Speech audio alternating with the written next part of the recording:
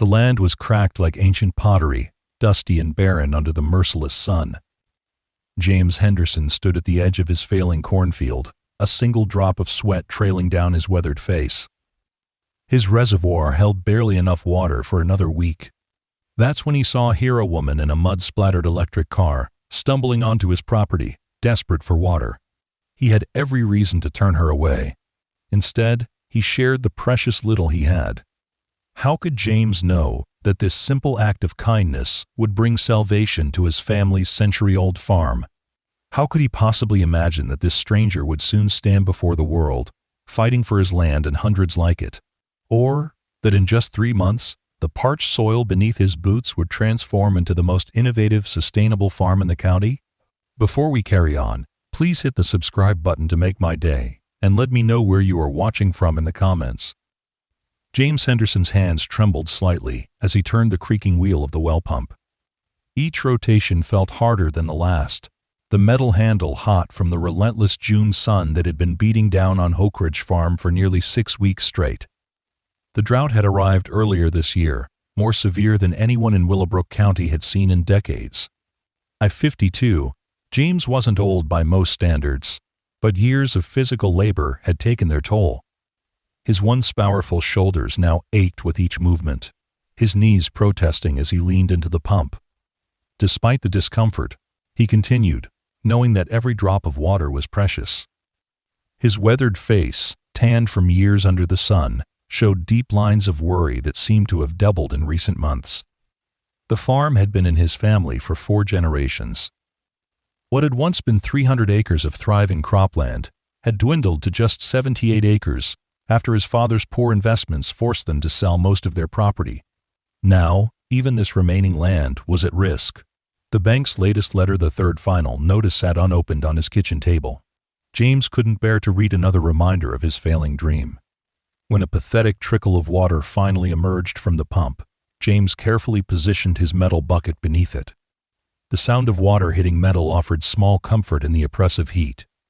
He'd been rationing water for weeks now, prioritizing what little he had for his most viable crops and the small number of livestock that remained after he'd been forced to sell most of his herd. His modest ranch house stood about 100 yards away, its white paint peeling in the heat. The windbreak of oak trees that had given the farm its name provided little relief these days, their leaves curling and browning from lack of rain. Behind the house, vast fields stretched out once, lush with corn and soybeans, now showing more brown than green. 3 more days, he muttered to himself. According to the Weather Service, there was a slight chance of rain in 3 days. But James had stopped believing the forecasts weeks ago, each promised rainfall evaporating before it reached his thirsty land. He lifted the half-filled bucket, its weight feeling twice what it should, and began the walk back to the house. His border collie, Max, trotted alongside him, tongue lolling in the heat. The dog's once energetic gait had slowed, matching his master's careful, conserving pace. "We'll get through this, boy," James said, though his voice lacked conviction. Max looked up at him with loyalty that felt undeserved. James hadn't even been able to fill the dog's water bowl completely for the past week. The sound of tires on gravel interrupted his thoughts. Visitors were rare these days, especially in this heat. James turned to see a sleek electric car making its way up his long driveway, kicking up dust clouds that hung in the still air. The vehicle was an expensive model, something that stood out amid the aging trucks and practical sedans common in this rural part of Nebraska. It moved slowly, as if the driver was uncertain.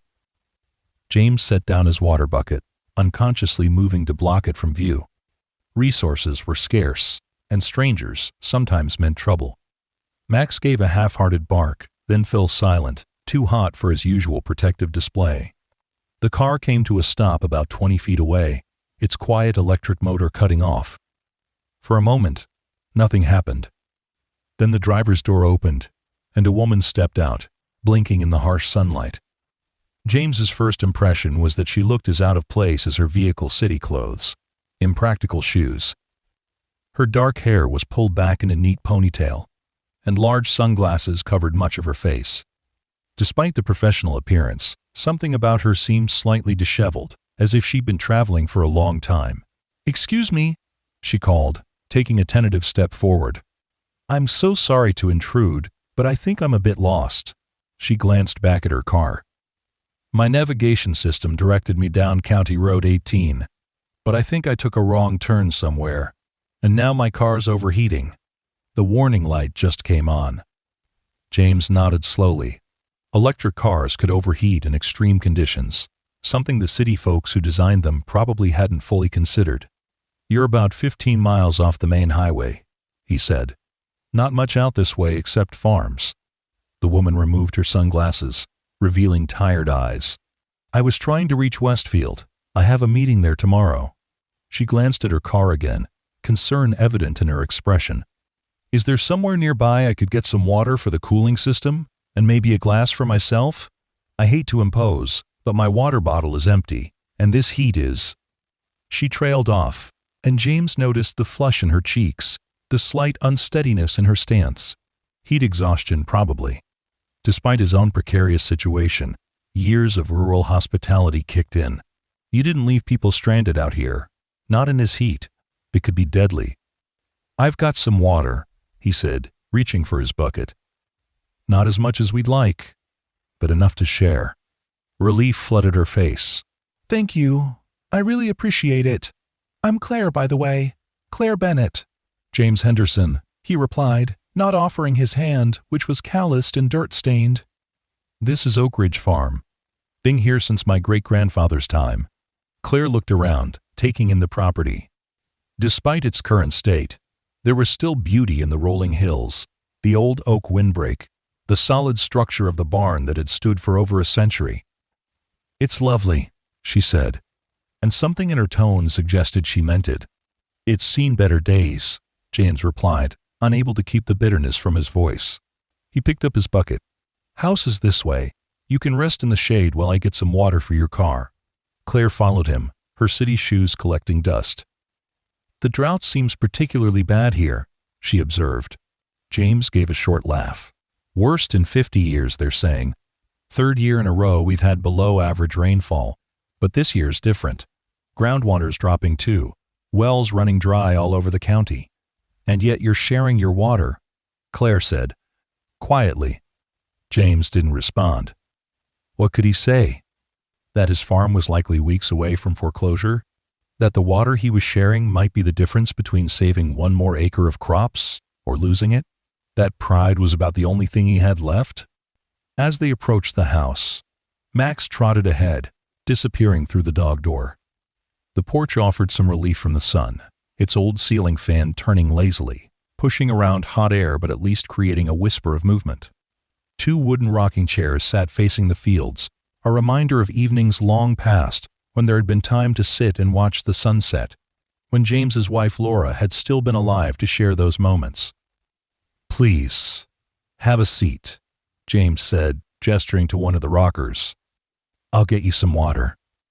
Inside the house, the temperature was only marginally better than outside. James couldn't afford to run the air conditioning except during the hottest part of the day, and even then, he kept it at a conservative 80 degrees. He transferred some of his well water into a glass for Claire and a bowl for Max, then filled a plastic container for her car. Every ounce measured, every drop accounted for. When he returned to the porch, Claire was examining a small potted herb garden that Laura had started years ago, and that James had continued to tend out of habit and memory. Basil, rosemary, and thyme struggled in the heat, but were still alive thanks to his careful watering. "Here," he said, offering her the glass. Claire accepted it with both hands, as if it were precious. "Thank you." She took a small sip, seeming to savor it. "I can't tell you how much I appreciate this." James nodded and set the container of water for her car on the porch floor. "That should be enough to cool your system down. You'll want to let the car rest for at least 30 minutes before heading out again." "I've been researching water conservation and drought-resistant agriculture for the past 5 years," Claire said, the statement seemingly coming out of nowhere. "But it's different seeing it firsthand. Reading reports doesn't capture—" She gestured to the parched landscape. "This." James's interest was piqued despite himself. "You're some kind of scientist?" Claire smiled slightly. "Something like that." I work with an environmental research foundation. We study sustainable agriculture practices, particularly in areas affected by climate change. James couldn't help the skepticism that crept into his expression. He'd heard plenty from scientists and experts over the years, most offering complicated solutions that required money he didn't have, or suggesting he simply abandoned generations of farming knowledge for trendy new techniques. No offense, ma'am, but I've been farming this land my whole life. My father, and his father before him too. We know drought. This is just a bad one. Claire didn't seem offended. Of course. Generational knowledge is invaluable. But the patterns are changing, Mr. Henderson. The data shows that what used to be considered extreme weather is becoming more frequent, more intense. James looked out at his failing crops. He wanted to argue, but the evidence was right in front of him. This wasn't like the droughts he remembered from his childhood or the stories his father had told. There was something different, something more persistent about this one. Maybe so, he conceded. But knowing why it's happening doesn't make the corn grow or keep the bank from taking my land. Claire's expression changed, a flash of something determination, perhaps crossing her features. No, it doesn't, but adapting might. She took another sip of water. Would you mind showing me around your farm, Mr. Henderson, while my car cools down? James was surprised by the request. There wasn't much to see these days, except failure and disappointment.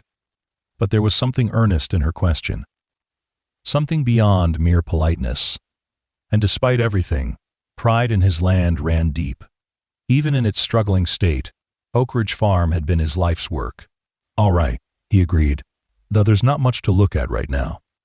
They started with the closest field, where corn stalks stood, many of them browning prematurely. James explained his irrigation system, the modifications he'd made over the years to conserve water. Claire listened attentively, occasionally asking surprisingly technical questions about soil composition, water retention, and crop rotation.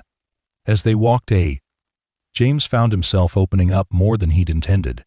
He pointed out the areas where he'd tried different drought-resistant strains, explained the challenges of maintaining soil health with limited water, and even showed her the small section where he'd experimented with some of the newer farming techniques he'd read about with limited success.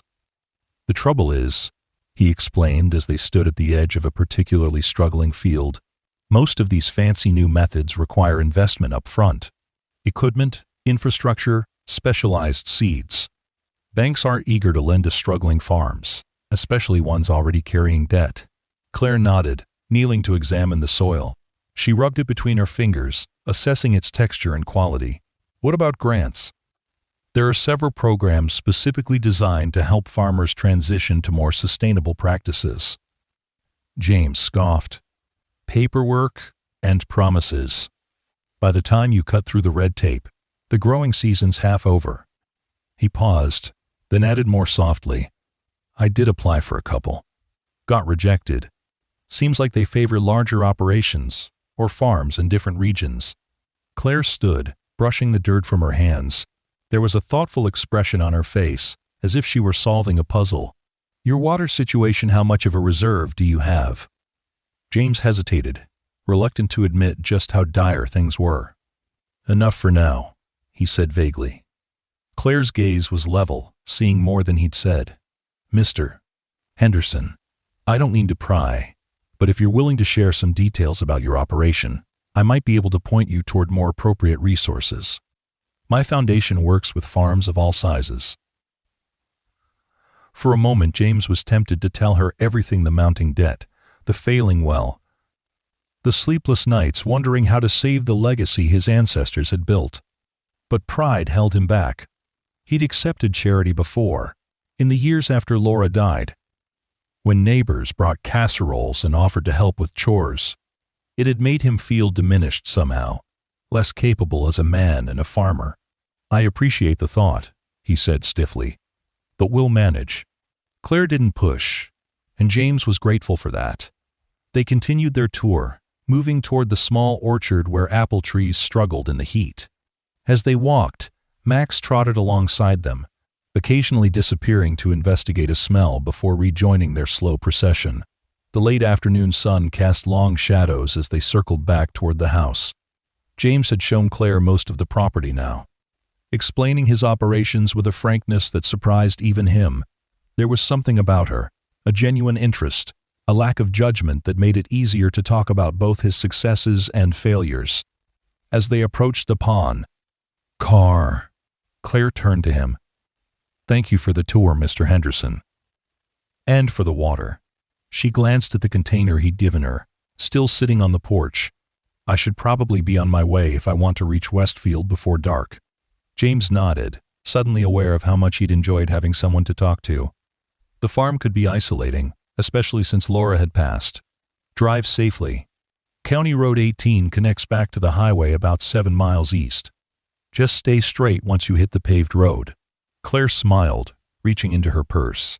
"Let me pay you for the water and your time." James immediately shook his head. "No need. Wouldn't be right to charge someone for water, especially out here." Claire seemed about to insist, but then nodded in understanding. Instead, she pulled out a business card.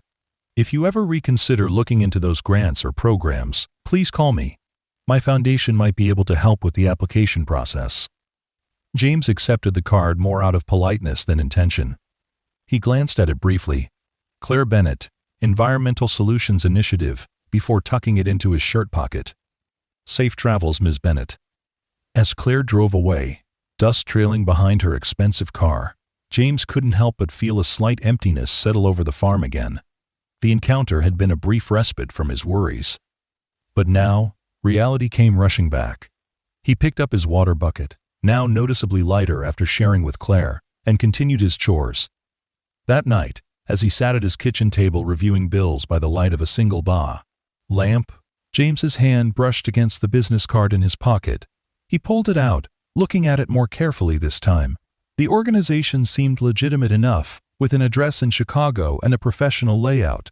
On the back, Claire had written a note. "There's potential in your land, Mr. Henderson. Don't give up on it yet." James sighed, placing the card next to the unopened bank notice. False hope was worse than no hope at all, he thought. Still, he didn't throw the card away. Instead, he finished his simple dinner of canned soup and stale bread, checked on his animals one last time, and went to bed. The weight of the farm's future heavy on his mind. Morning came with no relief from the heat. James rose with the sun, as he had every day for as long as he could remember. The routine of farm life continued, checking irrigation lines, tending to the few animals that remained, assessing which crops might still be salvageable. Each task felt more futile than the last as he watched his livelihood wither under the unforgiving sun. 3 days passed with no sign of the promised rain. James finally opened the bank notice, which contained what he'd expected. A final warning before foreclosure proceedings would begin. 30 days to bring his loan current. An impossible sum given his circumstances. On the 4th morning after Claire's visit, James was surprised to hear tires on his driveway once again. This time, it was a pickup truck, dusty and well-used, bearing the logo of the county extension office. Howard Barnes, the local agricultural agent, stepped out, looking as worn and weathered as James felt. "Morning, James," Howard called, approaching with the familiar gait of someone who'd spent his life walking uneven farmland. He'd known James for decades, had even gone to high school with him, though they'd never been close friends. "Howard," James acknowledged with a nod. "What brings you out here?" Howard removed his cap, wiping sweat from his brow. "Got something interesting come across my desk. Thought you might want to hear about it." James leaned against his porch railing, skeptical but willing to listen. Howard wasn't one for wasting time on pleasantries or false promises. "There's a new pilot program looking for farms in this area," Howard explained. "Drought mitigation and water conservation research. They provide the equipment, expertise, even labor. Farm owner keeps all profits, plus a stipend for participating." James frowned. "Who's they?" "Some environmental foundation, partner of the university. Legitimate operation from what I can tell." Howard replaced his cap. "Thing is, they specifically asked about Oak Ridge Farm. Said something about the soil composition and your location being ideal for their study." James's mind immediately went to Claire Bennett. It couldn't be a coincidence. This foundation wouldn't happen to be called the Environmental Solutions Initiative, would it? Howard looked surprised. Yeah, that's the one. You've heard of them? James didn't answer directly. What's the catch, Howard? These types of programs always have fine print. Howard shrugged. Standard research agreement. They collect data, publish findings. Farm has to follow their protocols for the duration of the study, about 2 years. But from what I can see, there's no downside for you. They're not asking for ownership, just cooperation. James fingered the business card in his pocket. Part of him wanted to refuse on principle. This had the feel of charity disguised as science. But with the bank's deadline looming, could he afford to turn down any potential lifeline? I'll think about it, he said finally. Howard nodded, seemingly having expected this response. They're sending someone out next week to talk to interested farmers. I'll put your name on the list, no obligation. He turned to leave, then paused.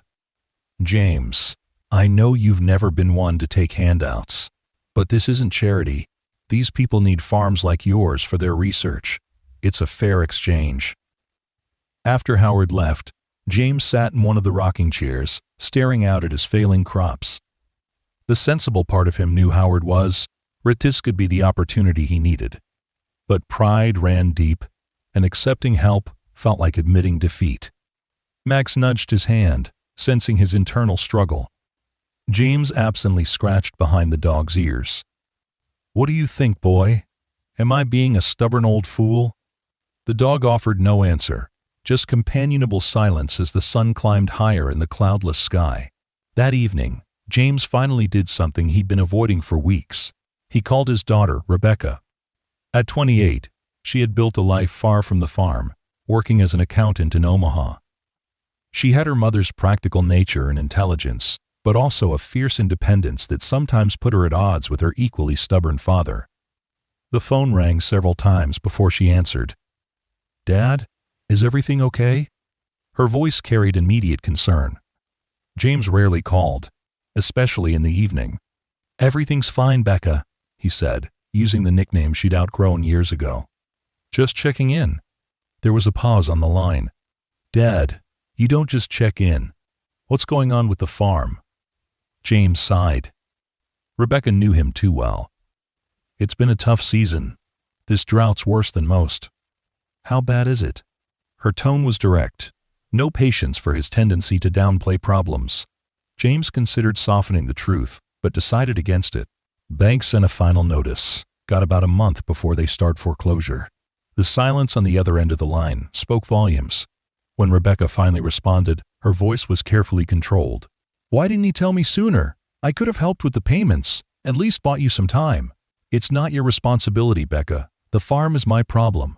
It's our family's legacy, Dad. That makes it my problem, too. Frustration colored her words. What are you going to do? James found himself telling her about Claire Bennett and the research program Howard had mentioned. He explained his reservations, his reluctance to accept outside intervention. Let me get this straight, Rebecca said when he finished. You're considering turning down a program that could save the farm because you're too proud to accept help? Dad, that's... She stopped herself, taking a deep breath. That's not just about you. What about me? What about someday passing the farm to my children, if I have any? Her words hit him hard. He'd always viewed the farm as his responsibility, his burden to bear. But Rebecca was... Rytockridge wasn't just his. It was part of a legacy that extended both backward and forward in time. You're right, he admitted quietly. I'll meet with them next week, hear what they have to say. The relief in Rebecca's voice was palpable. Thank you. And Dad, I'm coming home this weekend. I want to see the farm, see you. After they hung up, James sat for a long time on the porch, watching darkness settle over his land. For the first time in weeks, a fragile sense of hope flickered within him. True to her word, Rebecca arrived that Saturday morning, her small sedan looking out of place next to his aging truck. The moment she stepped out of the car, James was struck by how much she resembled Lorraine, the same determined set to her jaw, the same intelligent eyes. She was dressed casually in jeans and a t-shirt, her dark hair pulled back, ready for farm work. Their greeting was brief, neither of them given to emotional displays. But when Rebecca hugged him, James held on a moment longer than usual, suddenly aware of how much he'd missed her. "You look thin," she observed, pulling back to study him. "Had you been eating properly?" James shrugged. "Been busy, and grocery runs aren't high priority these days." Rebecca frowned, but didn't much him. Instead, she grabbed her overnight bed from the car. "I brought supplies, real food, not just those canned beans you live on." Over the next 2 days, Rebecca worked alongside him, tackling farm chores with the efficiency of someone who'd grown up doing them. They repaired irrigation lines, checked on crops, and discussed potential strategies for the future. Rebecca, with her accountant's mind, had brought printouts of various agricultural programs and grants they might qualify for. On Sunday evening, as they sat on the porch, watching the sunset brief, brilliant display of orange and red in the dusty sky, Rebecca brought up the research program again. "So, this woman, Claire Benacci, just happened to break down on your property? And now her foundation wants to use Oak Ridge as a research site. That seems like quite a coincidence." James had been thinking the same thing. Maybe, or maybe she saw something here that fit what they're looking for. Rebecca gave him a sideways glance. "Did you look her up? This foundation?" "Haven't had time," James said, though the truth was, he hadn't wanted to give in to hope enough to investigate. Rebecca pulled out her phone. "Well, I did." She handed him the device, open to a web page. "The Environmental Solutions Initiative is legitimate. Major funding, partnerships with universities and government agencies. And Claire Bennett isn't just any researcher, she's their director and founder. She's actually quite famous in environmental circles." End quote. James scrolled through the page, taking in images of Claire at conferences, accepting awards, standing with groups of scientists in various field locations. There was even a video of her giving a TED talk titled "Water Innovation, Solving the Coming Crisis." She didn't mention any of this, James said, surprised. The woman who had accepted his water and toured his failing farm had seemed dedicated, but not particularly important. "Maybe she didn't want to intimidate you," Rebecca suggested. "From what I can tell, her foundation has had impressive results with their pilot programs. Increased yields, reduced water usage. They seem to specialize in regions facing climate challenges." James handed the phone back, his mind working through the implications. If this organization was as legitimate and successful as it appeared, why would they be interested in his small, struggling farm? "What's your take on all this, Becca? You've always had good instincts." Rebecca considered for a moment. "I think it's an opportunity, Dad. Maybe not just for the farm, but for you. A chance to try something new, to adapt." She looked out at the darkening fields. "Mom would have told you to take it. She always said the Hendersons survived for 4 generations because they knew when to hold firm and when to bend with the wind." The mention of Laura's wisdom brought a tightness to James's chest. She had indeed been the practical one in their partnership, the voice of reason when his stubbornness threatened to get the better of him. "I'll meet with them," he said finally. "Make a decision after that." Rebecca reached over and squeezed his hand, a rare gesture of affection between them. "That's all I'm asking." The following Wednesday, as scheduled, a sleek SUV with the Environmental Solutions Initiative logo pulled into James's driveway. He'd spent the morning making the house, and himself, as presentable as possible, though there was no disguising the general state of decline. In the clear light of day, the peeling paint on the house, the rusting equipment in the yard, and the struggling fields all seemed to announce his failure as a farmer and caretaker. He was surprised when Claire Bennett herself emerged from the vehicle, dressed more practically than during her first visit in khaki pants and a light button-up shirt.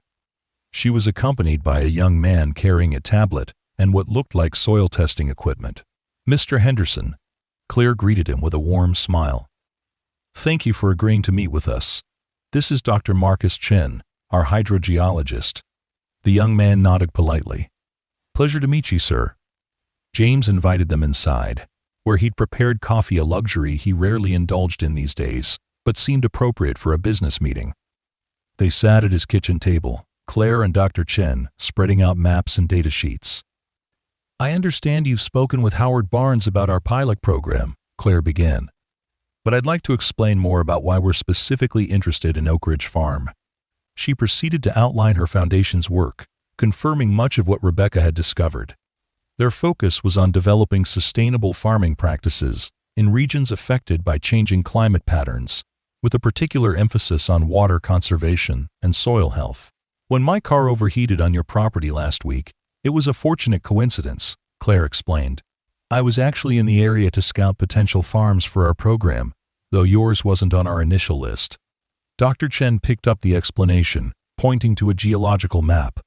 Your property sits on a particular soil composition that retains moisture exceptionally well when properly managed, and you're positioned over a secondary aquifer that hasn't been as heavily depleted as the main regional water table. James frowned. If that's true, why are my crops failing? Why is my well running dry? Because accessing those advantages requires specialized techniques and equipment, Claire said. Traditional farming methods, even good ones like you've been using, aren't optimized for these specific conditions. She outlined their proposal: a complete overhaul of his irrigation system using precision technology, implementation of advanced soil management techniques, and introduction of drought-resistant crop varieties specifically bred for his soil type. All expenses would be covered by the foundation, along with a stipend to offset any potential losses during the transition period. In return, Claire concluded, we monitor and collect data. Your farm becomes a demonstration site for other farmers in similar conditions. We host occasional tours, publish research papers, but the farm remains entirely yours, and all profits go to you. It sounded too good to be true, which immediately triggered James's skepticism. Why me? Why not approach one of the bigger operations in the county? Claire and Dr. Chen exchanged glances. Frankly, Mr. Henderson, your farm is the perfect size for our study, Claire said. Large enough to provide meaningful data, but small enough to implement changes quickly. And your location is ideal for the specific water management techniques we're developing, Dr. Chen added. Also, you have a history of careful stewardship. We've reviewed county agricultural records. Despite financial constraints, you've maintained soil quality better than many of your neighbors. That indicates someone who values sustainability, even when it's difficult. James was surprised by this assessment. He'd always tried to farm responsibly, but in recent years, it had felt like a losing battle. What happens after your study ends? Do all these fancy systems go away? No, Claire assured him. Everything we install becomes your property, and we provide training to ensure you can maintain and operate all the technology independently. James asked more questions, probing for the catch he was certain must exist. But for every concern he raised, Claire and Dr. Chen had a reasonable answer. They even provided contact information for farmers in other states who had participated in similar programs. We don't expect an answer today, Claire said as they prepared to leave. This is a significant decision. Take some time to think about it. Call the references we've provided. We'd need to start within 2 weeks to catch this growing season, but there's no pressure. As they walked to their vehicle, Claire hung back slightly. Mr. Henderson, when I stopped here last week and you shared your water with me, a stranger, it told me something about your character. That kind of generosity, especially when resources are scarce, is rare. She handed him a folder with additional information. I believe your farm can be saved, and more than that, I believe it can thrive again. But you have to be willing to try a new approach. After they left, James sat at his kitchen table for a long time, reviewing the materials they'd provided. The technical specifications were beyond his expertise, but the projected outcomes were clear: significant water savings, improved crop yields, and ultimately, a sustainable operation that could withstand future droughts. That evening, he called several of the reference farmers. Their stories were remarkably similar. Struggling operations, transformed by the Foundation's interventions, initial skepticism giving way to cautious optimism, and eventually, success. None reported hidden costs or unexpected obligations. He also called Rebecca, sharing the details of the proposal. Her excitement was obvious, her accountant's mind already calculating the potential financial turnaround. "This could save the farm, Dad," she said. "Not just for now, but for generations to come." James knew she was right. Yet something still held him back, not just pride, but fear. Fear of change, fear of failure, fear of losing the familiar even when the familiar was failing him. He slept poorly that night, his dreams filled with withering crops and foreclosure notices. When he woke before dawn, as was his habit, he made his decision. He would accept the Foundation's offer, not just for himself, but for the legacy his family had built, for the land that had sustained them for generations, and for the future that Rebecca deserved to have available to her. 2 weeks later, Oak Ridge Farm began its transformation. Claire's team arrived with equipment, experts, and an energy that the property hadn't seen in years. The first phase focused on water management, precision irrigation systems that delivered water directly to plant roots, soil sensors that monitored moisture levels in real time, and the drilling of a specialized well to access the secondary aquifer Dr. Chen had identified. James worked alongside the team, learning the new systems, asking questions, and occasionally offering insights from his decades of experience. To his surprise, the experts valued his input, often modifying their approaches based on his practical knowledge of the land. Claire visited regularly, overseeing the project and ensuring James was comfortable with each new development. During one such visit, about a month into the transformation, they stood at the edge of a field where the first new crops were beginning to emerge, specialized corn varieties designed to thrive with minimal water. "It's working," James said, a note of wonder in his voice. Despite the ongoing drought, these plants looked healthy, their leaves a vibrant green against the dusty landscape. Claire smiled.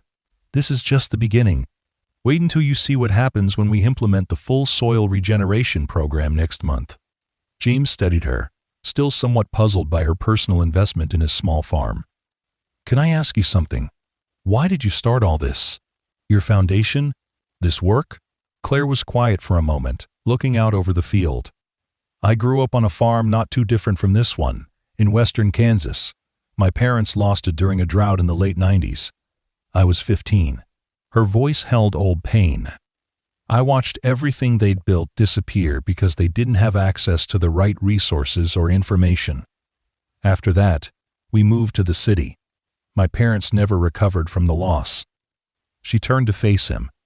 "I promised myself I'd find ways to prevent other families from experiencing that. I studied environmental science, hydrology, agricultural technology, anything that might help farmers adapt to changing conditions."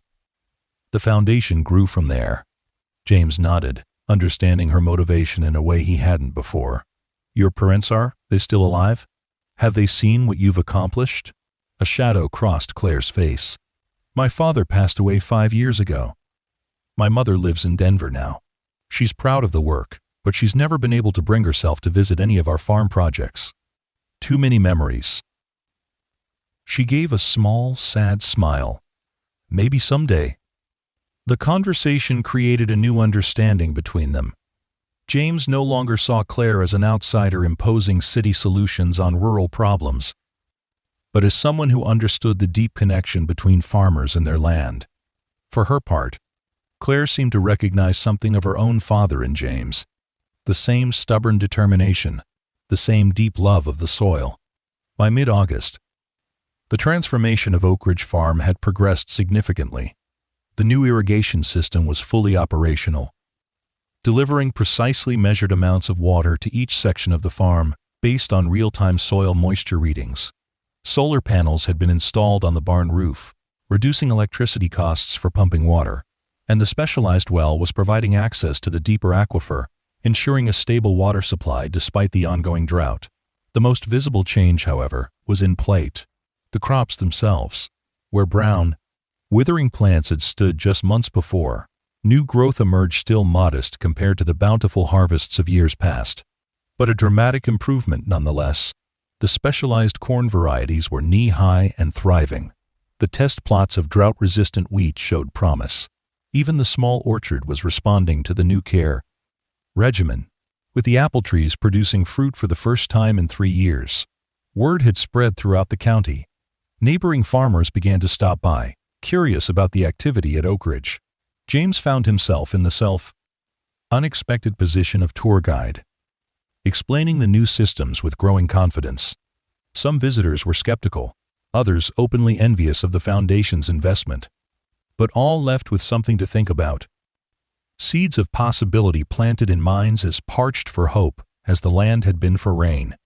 Rebecca visited again in late August, her eyes widening as she took in the changes. "It's incredible, Dad," she said as they walked through fields that now showed more green than brown. "I can hardly believe it's the same farm." James nodded, a cautious pride warming his chest. "Still early days. Won't know the full results until harvest. But the soil moisture readings are better than they've been in years." Rebecca smiled at his characteristic understatement. "Howard Barnes told me you've become quite the local celebrity. Said there's talk of organizing a county-wide workshop here in the fall." James scoffed, though not as dismissively as he might have months ago. "People are just curious. Once the novelty wears off, they'll go back to their own concerns." "Maybe," Rebecca said, "or maybe you're showing them a way forward." She paused by a soil sensor, examining the small solar panel that powered it. "You know, the bank called me." James stopped, tension immediately returning to his shoulders. The bank had granted a temporary stay on the foreclosure proceedings after Raoul, receiving documentation from the Environmental Solutions Initiative about the pilot program. But the underlying debt remained. What did they want? "To discuss refinancing options," Rebecca said. "Apparently, having the Foundation's backing changes your risk profile. They're willing to restructure the loan, lower the interest rate. I've been running the numbers. With the projected increase in yield and decrease in water costs, you could be solvent within 2 years." The news was almost too good to process.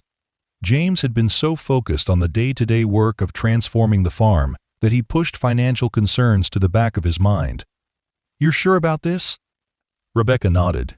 "I wouldn't give you false hope, Dad. It's still going to be tight, and you'll need at least 2 good harvests, but it's doable." She hesitated. "There's something else." From her tone, James knew this something else might be more challenging. "Go on." "I've been thinking about the farm. About the future." Rebecca looked out across the fields, her expression thoughtful. "What would you think about me coming back? Not right away, but maybe in a year or 2. I could keep my accountant job, work remotely most of the time, help modernize the business side of things." The suggestion caught James completely off guard. Since Laura's death, he'd assumed Rebecca's connection to the farm was primarily sentimental, a childhood home to visit occasionally, but not a place she'd want to return to permanently. "You'd want that? To come back here?" Rebecca's expression was earnest.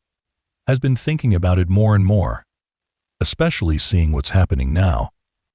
This place has always been home, Dad, and watching you almost lose it made me realize how much it means to me too."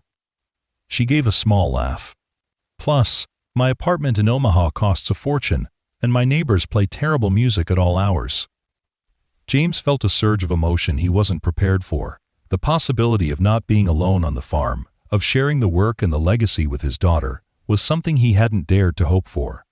"You'd be welcome," he said simply, his voice gruff with feeling. "Always." September brought the first true test of the new systems, when a heat wave pushed temperatures well above normal for 3 straight weeks. Farms across the county suffered, crops wilting under the relentless sun. But at Oak Ridge, the advanced irrigation kept pace with the increased water demand. The soil monitoring systems automatically adjusting the schedule to provide optimal moisture levels. It was during this heat wave that Claire brought her first official tour group to the farm representatives from the state, agricultural department, university researchers, and a handful of climate scientists. James found himself speaking to the group with unexpected confidence, explaining the practical applications of the new technology and the real-world results they were seeing. "The key is precision," he told them as they stood in a field of thriving corn. "We're using 40% less water than I would have with my old system, but each plant is actually getting what it needs, when it needs it." One of the university researchers asked about the cost feasibility for average farmers. James was honest. Without the Foundation's support, most of this would be out of reach for operations my size. But there are elements that could be implemented incrementally. starting with soil monitoring and targeted irrigation. The return on investment comes faster than you might think. Claire stood at the back of the group, a small smile playing on her lips, as she watched James field questions with growing authority. Later, when the visitors had departed, she joined him on the porch. "You've become quite the spokesperson for sustainable agriculture," she observed, accepting the glass of iced tea he offered. James shrugged, slightly embarrassed. "Just telling them what works and what doesn't. Figure that's worth more than theory." "Exactly," Claire agreed. "That's why these demonstration farms are so valuable. Farmers trust other farmers, far more than they trust researchers or government officials." She took a sip of her tea. "We're getting requests from other counties to visit. Word is spreading about what's happening here." James was surprised. "People are interested in what we're doing? Even with only partial results?" "Especially now," Claire confirmed. "This heat wave has everyone worried about water security. What you're achieving here, maintaining crop health with significantly reduced water usage, that's exactly what they need to see." The realization that his farm, which months ago had been on the brink of failure, was now being viewed as a model for others, was difficult for James to process. Pride warred with humility, excitement with caution. "Just doing what needs doing," he said finally. "Can't say I fully understand all the science behind these systems yet, but I can see the results well enough." Claire's expression turned serious. "Speaking of results, there's something I wanted to discuss with you. Our foundation has been approached by a major agricultural publication. They want to do a feature story on one of our pilot farms, highlighting the technology and the outcomes. We'd like that farm to be Oak Ridge." James frowned. "You mean reporters? Photographers? All that?" Claire nodded. "It would involve a journalist spending a couple of days here, interviewing you, documenting the technology. The story would reach farmers nationwide." She paused. "It's completely your choice, of course. But it would be valuable for the foundation, and potentially for you as well." The old James would have refused immediately. Privacy had always been important to him, and the thought of strangers examining his operation, asking personal questions, felt invasive. But the past months had changed him. He'd seen firsthand how sharing knowledge could benefit others facing similar challenges. "Let me think about it," he said finally. "Talking over with Rebecca." Claire seemed pleased even with this non-committal response. "Of course. There's no rush." She finished her tea and stood to leave. "By the way, we're getting excellent data from your soil sensors. The regeneration protocol is working better than we anticipated. Dr. Chen is quite excited about the preliminary results." After Claire left, James sat on the porch until sunset, watching the golden light play across his fields. The farm still faced challenges. One season of improved yields wouldn't erase years of accumulated passion. But for the first time in a long while, he felt genuine hope for the future. That hope was tested in early October when an unexpected storm system brought high winds and hail to parts of the county. James spent a tense night listening to ice pellets crackle, tat-tat against the roof, imagining the damage being done to his nearly mature corn. When morning came, he pulled on his boots and coat, dreading what he might find. To his amazement, the damage was minimal. The specialized corn varieties had stronger stalks than traditional types, allowing them to withstand the wind better. And while some of the outer leaves showed hail damage, the ears themselves were largely protected. In contrast, reports from neighboring farms indicated significant losses, with some fields completely flattened. Howard Barnes visited the following day to assess the storm's impact. "You got lucky, James," he said as they surveyed the fields. "Or maybe not just luck. These new varieties are tough." James nodded. "They're designed for resilience, not just drought tolerance." Claire's team tested them against multiple stress factors. Howard gestured to a neighboring property visible in the distance, where fallen corn stalks created a chaotic pattern across the field. Frank Olson lost about 60% of his crop over there. Same with the Johnsons to the south. He turned to James with a serious expression. "They're asking questions about what you're doing here. Real questions this time, not just curiosity." This news gave James pause. The success of his farm relative to his neighbors' struggles created a complicated dynamic. There had always been a spirit of competition among local farmers, but also a strong sense of community. No one wanted to succeed at others' expense. "Tell them they're welcome to stop by," James said after a moment's thought. "I'll show them what we've implemented, explain how it works." Howard looked relieved. "That's good of you, James. Might be worth organizing something formal. A kind of open house. County Extension Office could help coordinate." The idea of hosting a group of neighboring farmers, some of whom he'd known his entire life, made James nervous. What if they saw his partnership with the foundation as a betrayal of traditional farming methods? What if they resented the advantages he'd been given? But he also recognized the opportunity to help his community, to share what he'd learned. "Set it up," he agreed. "Sooner rather than later, before harvest gets into full swing." The following week, 15 local farmers gathered at Oak Ridge. Some James knew well. Others he recognized only by reputation. All wore expressions of guarded interest as he led them through the property, explaining the new systems and technologies, the specialized crop varieties, the water RAS, management techniques. "The foundation covered the costs for us as a research site," James explained carefully, "but there are elements that could be implemented on any farm, at different price points." He showed them the soil sensors, the precision irrigation nozzles, the water recycling system. Each component helps on its own. Together, they create a more resilient operation. Frank Olson, a third-generation farmer whose family had always been friendly competitors with the Hendersons, asked the question that was likely on everyone's mind. "And what's the foundation get out of this? What's their angle?" James appreciated the directness. "Data. Research outcomes they can publish. Proof that their methods work in real-world conditions." He looked around at the group. "They're not looking to buy land or sell expensive equipment. They're trying to develop solutions for farming in changing conditions, solutions that can be replicated." The discussion continued, becoming more technical as farmers asked specific questions about costs, implementation challenges, and expected returns. James answered as honestly as he could, acknowledging what he didn't yet know, sharing the preliminary yield projections that Dr. Chen had provided. By the end of the tour, several farmers had taken contact information for the foundation. Others remained skeptical but thoughtful. No one dismissed the results.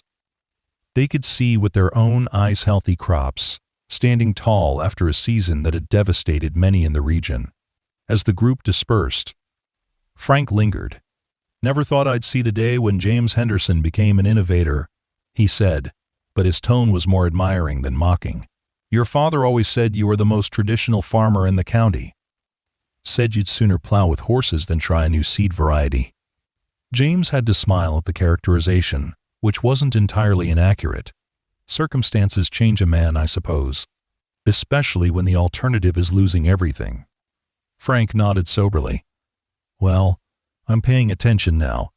Might be giving that foundation of yours a call myself." He extended his hand, and James shook it, feeling a newfound respect in the gesture. That evening, James called Rebecca to tell her about the farmer's visit. "It went better than I expected," he admitted. "No one accused me of selling out or going soft." Rebecca laughed. "Did you seriously think they would?" "Wasn't sure," James said. "Change doesn't always come easy in farming communities." "Especially when the change comes from outside," Rebecca acknowledged. "But you're not an outsider, Dad. You're one of them. If you say something works, they'll listen." The conversation turned to the upcoming harvest, which would begin in earnest the following week. Early indicators suggested yields significantly above what James had produced in recent years, though still not matching the farm's best seasons from decades past. "Dr. Chen says that's to be expected," James explained. "The soil is still regenerating. Each season should show improvement as the organic matter builds up and water retention increases." "And the bank is satisfied with the projections," Rebecca added. "I finalized the loan restructuring today. As long as the harvest meets 80% of the forecast, you're secure for the next growing season." Relief washed over James. The immediate threat of foreclosure that had hung over him for months was finally lifted. There was still work to be done, challenges to overcome, But the path forward was clearer now. Harvest began under ideal conditions: clear skies, moderate temperatures, low humidity. The combine moved through the fields with satisfying efficiency, the yield monitor confirming what visual inspection had suggested: a substantial improvement over recent years. James worked from dawn until well after dusk, taking breaks only when necessary, driven by a mixture of determination and renewed hope. Claire visited midway through the Sepra harvest, bringing Dr. Chen and several other Foundation staff to collect samples and data. They moved through the fields methodically, measuring, documenting, analyzing. James continued his work, glancing occasionally at the researchers with their tablets and instruments, still somewhat amazed that his modest farm had become a scientific testing ground. During a lunch break, Claire approached him, excitement evident in pay. Her expression: "The preliminary results are even better than we anticipated," she said. "Not just in terms of yield, but soil health indicators, water efficiency metrics, carbon sequestration. Oak Ridge is becoming exactly the kind of demonstration site we hoped for." James accepted the praise with a nod, still uncomfortable with too much optimism. "Still got a ways to go before we're back to what this land could produce in its prime." "Of course," Claire agreed. "Soil regeneration is a multi-year process. But the trajectory is clear." She hesitated before continuing. "James, about that magazine feature we discussed, they're still very interested. Their readership includes farmers across the country facing similar challenges. Your story could help them see possibilities they hadn't considered." James had been thinking about the proposal since Claire first mentioned it. His initial reluctance had gradually given way to a recognition of potential value not just for the Foundation or himself, but for others. Struggling, as he had been. "I'll do it," he said simply. "Send it up after harvest is complete." Claire's smile was warm. "Thank you. I think you might be surprised by the impact your story could have." By early November, the harvest was complete, the final numbers exceeding even the optimistic projections. While still below historical peaks, the yield represented a dramatic reversal of the farm's declining productivity. The specialized corn had performed exceptionally well, producing robust ears despite the challenging conditions. The test plots of drought-resistant wheat had also shown promise, suggesting possibilities for crop diversification in future seasons. The journalist from the agricultural magazine arrived in mid-November, a thoughtful bowl. Woman named Sarah Peterson, who had grown up on a dairy farm in Wisconsin and understood the realities of agricultural life. She spent 3 days at Oak Ridge, interviewing James extensively, photographing the new systems, and documenting the transformation process. James found himself speaking more openly than he'd expected, sharing not just the technical details but the emotional journey as well. The pride that had nearly cost him the farm, the initial skepticism about outside help, and the gradual recognition that adaptation was not crappy surrender, but survival. What would you tell other farmers who are facing similar challenges? Sarah asked on her final day, as they stood looking out over the now harvested fields. James considered the question carefully. "I'd say that change doesn't mean abandoning everything you know. It means building on it, adding new knowledge to old wisdom." He paused, organizing his thoughts. Farming's always been about adapting to weather, to markets, to new technologies. What's different now is the pace of change. We can resist it and fail, or embrace it and find new ways to succeed.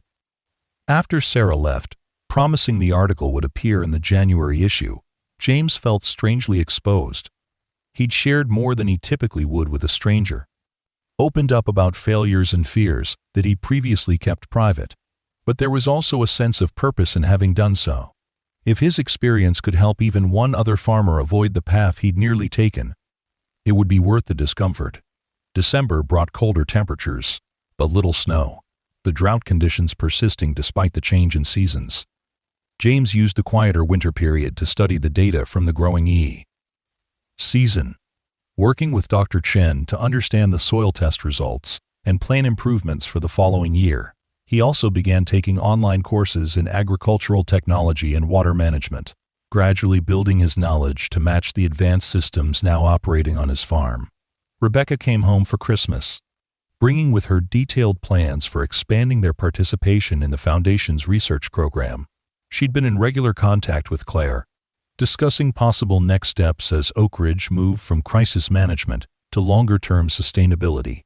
They're interested in adding a regenerative grazing component, she explained as they sat at the kitchen table, laptops open, papers spread before them.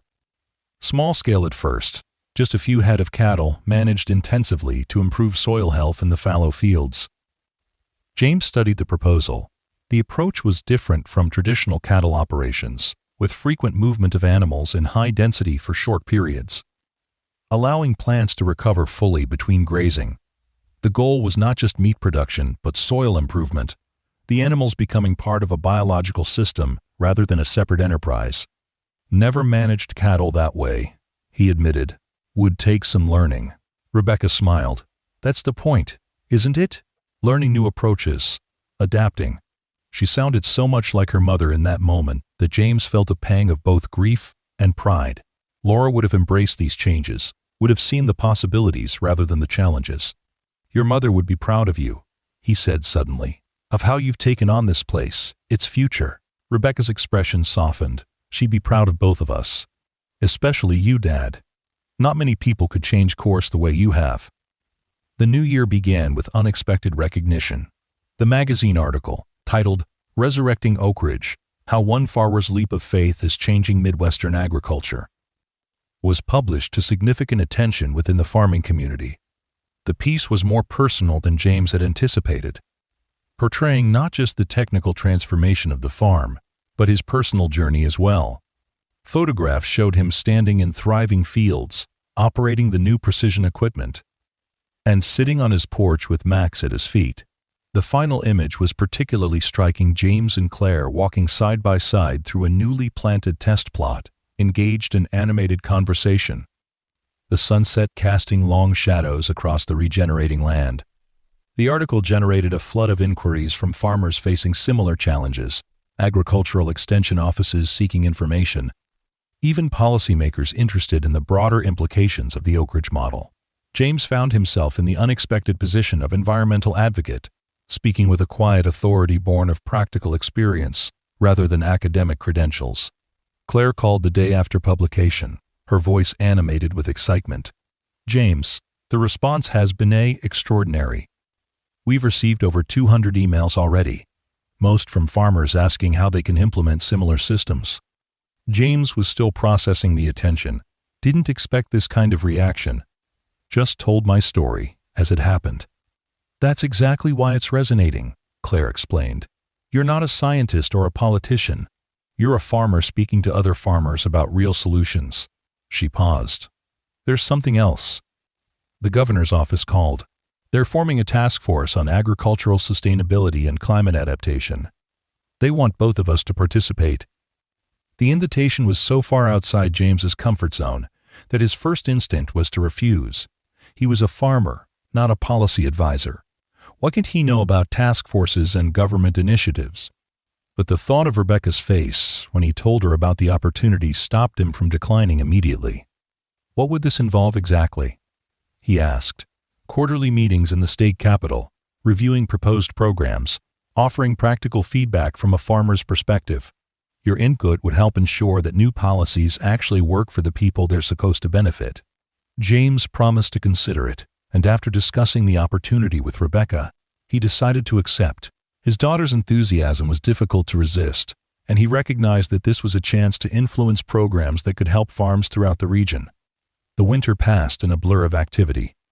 In addition to the regular care of the property during the off-season, James hosted a steady stream of visitors.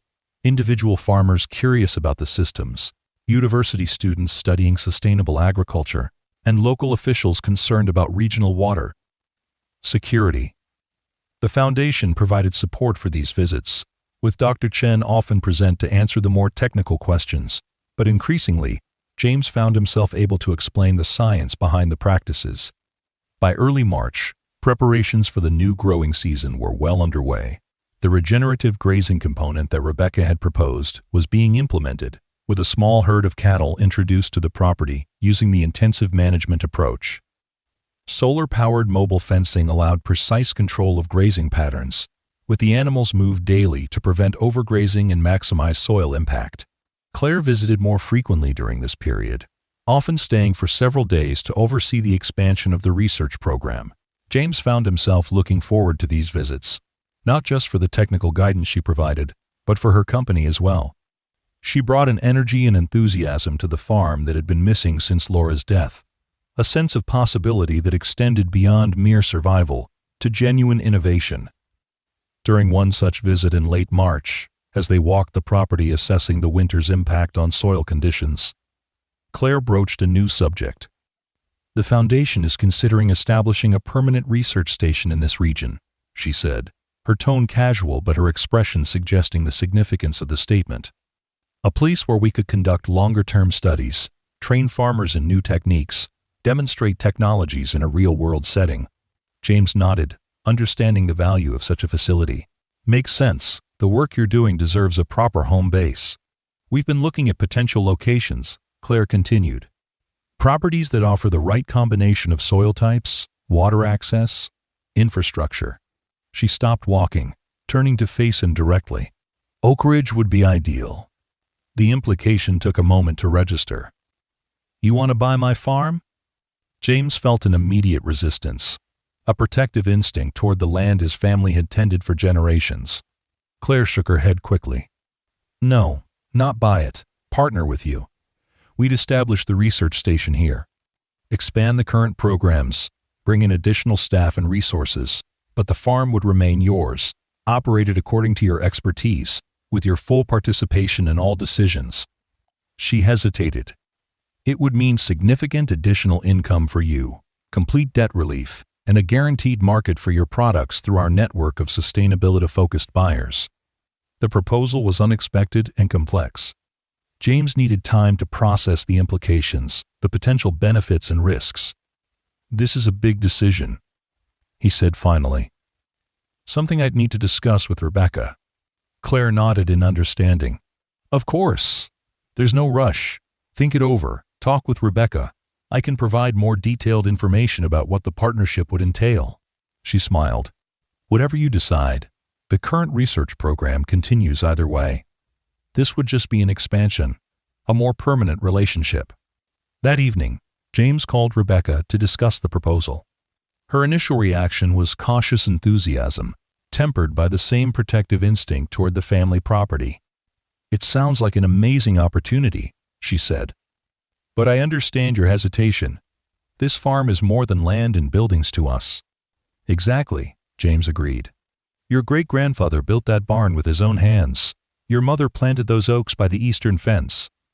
The emotional connection to the property was profound, a living link to generations past. "But Dad," Rebecca said gently, "remember what Mom always said? A farm is about the future, not just the past."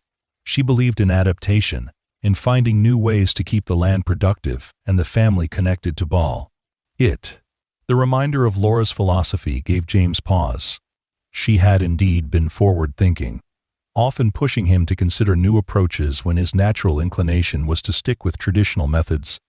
What would she advise now? "Let's get more information," he decided. "Understand exactly what this partnership would mean in practical terms. Then we can make a decision that honors both the past and the future." Over the next few weeks, as spring planting began, James and Rebecca met several times with Claire and the Foundation's legal team, reviewing detailed proposals for the research station partnership. The terms were more favorable than James had anticipated. Full ownership of the land would remain with the Henderson family, with the Foundation leasing portions for research purposes.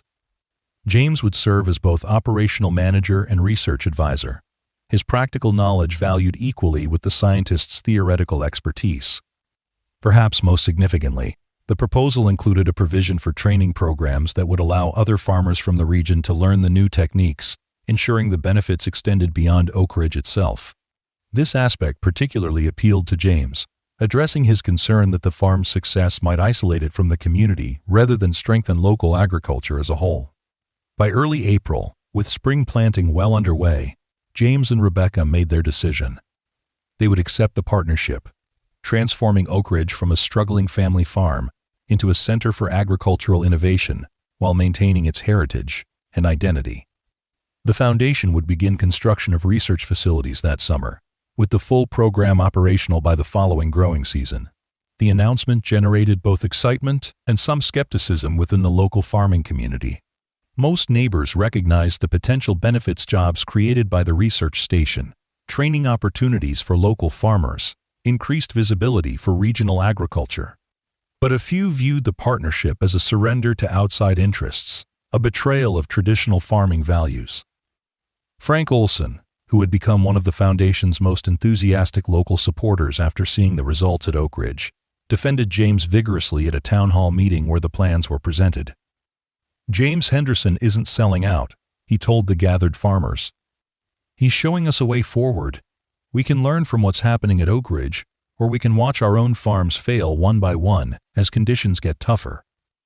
The debate within the community continued, but the transformation of Oak Ridge proceeded. Spring brought new growth to the revitalized soil, the specialized crop varieties thriving under the precision management systems. The cattle grazing program showed promising early results, with noticeable improvements in soil structure and plant diversity in the treated areas. In May, almost exactly a year after Claire's car had overheated on his property, James stood with her on a hilltop overlooking the farm. Construction had begun on the first research building, a modern structure designed to blend with the rural landscape while housing sophisticated laboratories and training facilities. Around them, the fields showed vibrant growth, a stark contrast to the struggling crops of the previous year. "I never imagined this," James admitted, surveying the activity below. Workers moved efficiently through the property, installing new monitoring equipment, tending to the experimental plots, managing the cattle herd. "A year ago, I was just trying to hold on long enough to pay the next bill." Claire smiled, the satisfaction evident in her expression. "That's how change happens sometimes. We resist until we can't anymore. Then we adapt and discover new possibilities." She gestured toward the horizon, where several neighboring farms were visible. "And it spreads. 3 of your neighbors have already implemented elements of the water conservation system. 2 more are starting soil regeneration programs this season." The ripple effect was perhaps the most gratifying aspect of the transformation. Each farmer who adopted even a portion of the Oak Ridge approach represented land healed, water conserved, a livelihood preserved. The model was proving adaptable to different scales and circumstances, not a rigid system, but a flexible framework that could be customized to individual needs and resources. Rebecca had made the decision to return to the farm permanently, working remotely for her accounting firm 3 days a week and devoting the rest of her time to developing the business side of Oak Ridge. Her modern approach to marketing, combined with the farm's growing reputation for innovation, had attracted premium buyers willing to pay more for sustainably produced crops. The financial situation, once so desperate, had stabilized. The bank loan had been restructured on favorable terms, with the foundation providing backing that virtually eliminated the risk of foreclosure. The first full season's harvest under the new systems was projected to generate a modest profit, not wealth by any measure, but a crucial step toward long-term viability. "There's one more thing I'd like to show you," Claire said, leading James back toward his truck. They drove to a section of the property that had been particularly unproductive in recent years, the soil depleted by decades of intensive farming before the Hendersons had acquired it. The foundation had designated this area for a special restoration project, a demonstration of how even severely degraded land could be revitalized. As they approached, James was surprised to see a group of people working in the field, not the usual research team or farm workers, but children and teenagers, supervised by several adults. They were planting trees along carefully marked lines, each sapling protected by a biodegradable guard. "What's this?" James asked, confused by the unexpected activity. Claire smiled. "A community initiative, local schools partnering with the foundation to create a demonstration forest. The students learn about ecosystem restoration while helping establish a windbreak that will benefit the CI farm for generations to come." She gestured toward the young planters. "They're using a variety of native species selected for drought tolerance and carbon sequestration. In 20 years, This will be a thriving ecosystem supporting wildlife, protecting soil, and serving as an educational resource. The sight of young people investing in the future of his land touched James deeply. These children, many of whom probably had little connection to agriculture in their daily lives, were now literally putting down roots in rural soil.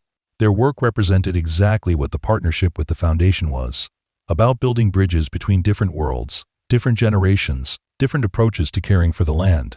As if sensing his thoughts, Claire added, "We believe sustainable agriculture isn't just about new technologies or farming methods.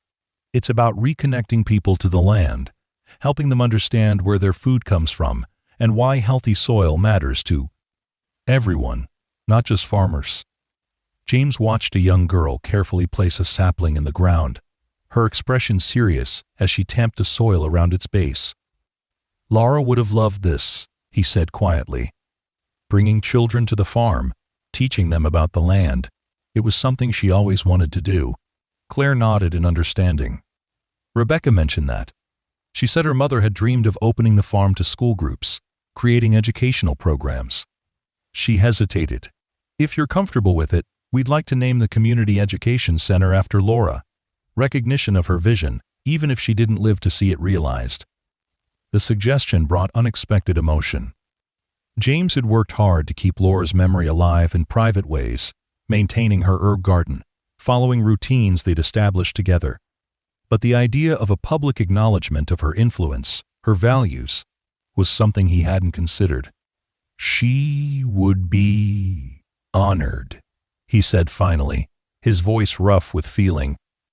"And so would I." As they walked among the young tree planters, James found himself introducing them to Claire with a pride that surprised him. "This is Ms. Bennett," he told them. "She's the one who made all this possible. A year ago, she stopped here looking for water when her car overheated, and that changed everything." The children listened with interest as Claire briefly explained her work, her foundation's mission to help farms adapt to changing conditions. One boy, about 12 years old, asked a question that cut to the heart of the matter. "Did you know Mr. Henderson's farm was in trouble when you stopped here? Is that why you picked it?" Claire smiled at the directness of the question. "No, I didn't know anything about Oak Ridge when my car broke down. I was just a traveler who needed help, and Mr. Henderson shared his water with me even though he didn't have much to spare." She looked at James, her expression warm. "Sometimes the most important connections happen by chance. But what we've built here since then, that's been the result of hard work, trust, and a willingness to try new approaches." The explanation satisfied the young questioner, who nodded seriously before returning to his tree planting. James and Claire continued their tour of the property, discussing plans for the coming months, the expansion of the research program, and the increasing interest from other farmers in the region. As they walked, James found himself reflecting on the extraordinary journey of the past year. From the brink of losing everything to becoming a model for sustainable agriculture, from isolation to community, from despair to purpose. The transformation wasn't just in the soil or the crops or the infrastructure, but in his own perspective. He had rediscovered what had drawn him to farming in the first place, not just tradition or obligation, but a deep connection to the land and a desire to nurture it for future generations. The summer brought the first anniversary of Claire's initial visit to Oak Ridge. To mark the occasion, the foundation organized a field day-in open house for farmers, researchers, policymakers, and community members to see firsthand what had been accomplished. Over 200 people attended, touring the property in small groups, attending workshops on specific techniques, asking questions about implementation and results. James found himself at the center of attention, a position that would have made him deeply uncomfortable a year earlier. Now, he moved through the crowds with quiet confidence, explaining the systems, sharing the challenges they'd faced, offering realistic assessments of what had worked and what still needed refinement. His honesty and practical knowledge resonated with the visiting farmers, who recognized in him not a scientific expert, but a peer who had navigated difficult changes and emerged stronger. Rebecca, who had officially relocated to the farm that month, managed the business aspects of the event with impressive efficiency. She had transformed the old office in the farmhouse, into a modern operations center, with digital mapping of the property, real-time monitoring of soil and crop conditions, and sophisticated financial tracking systems. Her vision for Oak Ridge extended beyond survival to genuine prosperity, not measured solely in profits, but in sustainability, resilience, and community impact. During a lunch break, as visitors enjoyed a meal featuring products from Oak Ridge and neighboring farms, Claire approached James with an unexpected guest, an elderly woman whose features immediately reminded him of Claire herself.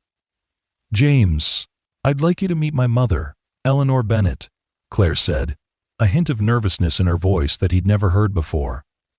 Eleanor Bennett was in her 70s, her once dark hair now silver, her posture still straight despite her years. She extended her hand to James with a direct gaze that mirrored her daughter's. "Mr. Henderson, I've heard a great deal about you and your farm."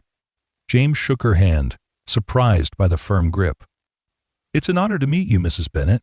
Claire's told me about your family's farm in Kansas." A shadow crossed Eleanor's face, but she nodded. "Yes, we lost it in '97. Never thought I'd set foot on a working farm again, to be honest. Too many memories." She looked around at the thriving fields, the research facilities under construction, the diverse crowd engaged in animated conversations about agriculture. "But Claire insisted I should see what's happening here, said it was important to her." The significance of the visit wasn't lost on James. For Eleanor to